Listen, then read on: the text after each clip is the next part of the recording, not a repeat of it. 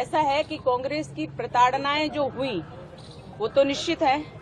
मैं पहले पूर्ण स्वस्थ थी और पूर्ण स्वस्थ होकर के मैं पुलिस की कस्टडी में आई थी। पुलिस की कस्टडी के बाद जो मेरी हालत हुई है, जो निरंतर गिरती जा रही है और मेरी समस्याएं बढ़ती जाती हैं, तो मैं उनसे पीड़ित हूं, लगातार पीड़ित हूं। और ये हालत हमारी एक फिजिकल ट्रेंड, फिजिकल फिट व्यक्ति की जो हालत हुई है वो किसी और की नहीं हुई। और इसका अचानक कारण क्या हुआ, जब मैं स्वस्थ आई थी और जब मैं निकली हूं तो मैं बिस्तर पे थी। कैंसर मुझे हुआ, रीढ़ की हड्डी की प्रॉब्लम मुझे हुई, हमारी न्यूरो की प्रॉब्लम मुझे हुई, सिर में आंख से लेके ब्रेन तक बस मुझे पड़ा। और जिसके डैमेज, जितना बॉडी हमारी डैमेज हुई है, उसका पूरा कारण कांग्रेस के सरकार की प्रताड़नाएं हैं, एटीएस की प्रताड़नाएं हैं। आप ये मानते हैं कि जांच अधिकारी जो शुरुआत में थे उन्होंने आपको प्रताड़ित किया था? मानती नहीं हूँ, किया ही है। और मैंने कोर्ट में भी जब थी तब भी कहा, और कोर्ट से निकलने के बाद जब मेरी जमानत हो गई उस समय भी मैंने मीडिया को कहा है, और मीडिया ने भी देखा है, आप लोगों ने भी देखी, कितना भी नकारेंगे प्रत्यक्षम की प्रमाणम। और इसलिए आप लोगों ने भी देखा है मैं किस हालत में कोर्ट पहुंचती थी। सवाल ये है कि इस मामले में 323 विटनेसेस जो है वो एग्जामिन हो चुके हैं, 37 ऐसे विटनेसेस हैं जो हॉस्टाइल घोषित कर दिए गए हैं। तो कारण क्या रहा, आप क्या समझती हैं?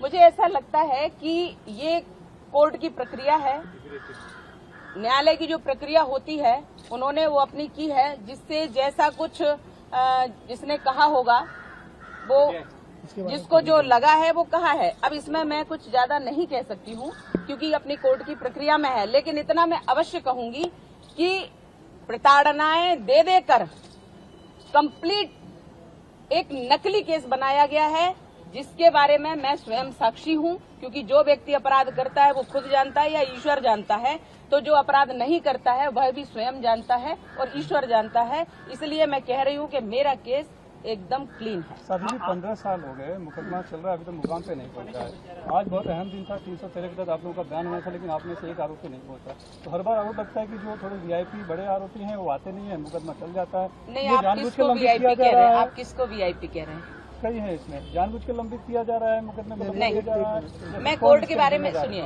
ये प्रक्रिया कोर्ट की है, कौन आता कौन नहीं आता, ये उन्होंने क्या करना है ये मैं नहीं कह सकती। लेकिन मुझे पता है कि मुझे आदेश मिलता है, मैं तब भी आती हूँ। और कभी कभी ऐसा होता है कि मैं चेकअप के लिए या ट्रीटमेंट के लिए आती हूँ, तो भी मैं बीच में से समय निकाल करके बिना बुलाए कोर्ट में मैं स्वयं उपस्थित हुई हूँ।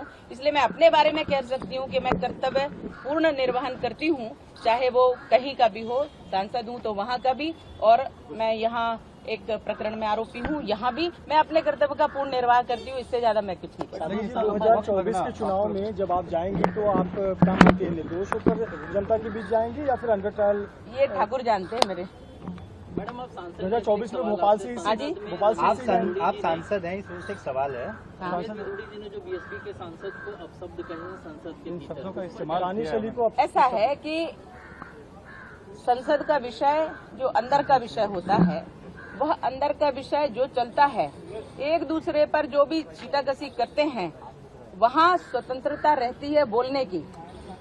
एक दूसरे से बोलते भी, एक दूसरे का प्रतिकार भी करते हैं, एक दूसरे का समर्थन भी करते हैं, और नहीं करते तो वहाँ तो स्वतंत्रता होती है और वहाँ का निर्णय फिर बाद में अध्यक्ष जी के हाथ में जाता है।